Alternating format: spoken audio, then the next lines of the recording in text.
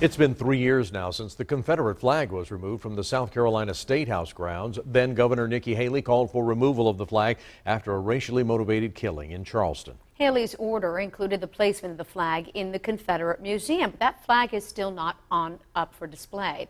Our Georgia Godfrey found out what obstacles the Confederate Relic Room and Military Museum is running into that are causing the delay.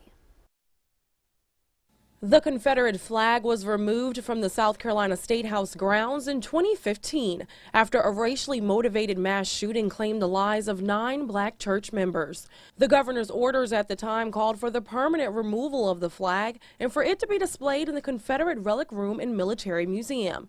But since then, the flag has been here in a box in a museum office. We've looked at many places in this gallery who it would fit, but we honestly believed that would be better in its own area as a political artifact. Museum staff requested more than $300,000 in this year's budget to convert 2 office spaces into an exhibit centered around the Confederate flag. Because of the events at the State House, because of the, the opinions and emotions on both sides when it came down. So it is very much a significant artifact, and the legislature wants it displayed, and we will do that in an appropriate way.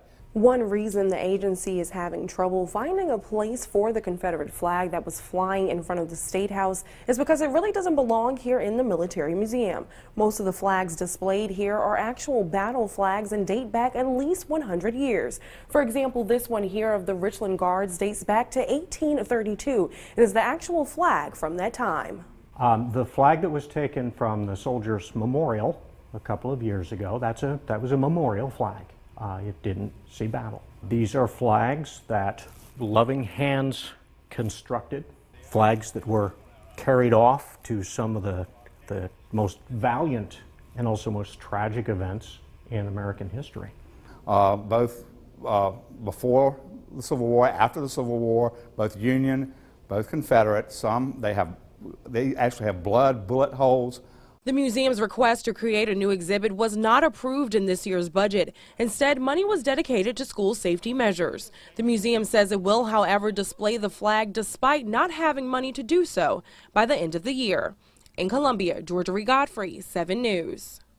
Now, the flag at the museum flew on top of the State House for only a few weeks. It's actually the replacement flag for the one that was taken down after a woman climbed the monument. The museum wants to focus on that moment in history when it was removed and what the flag signified in that moment.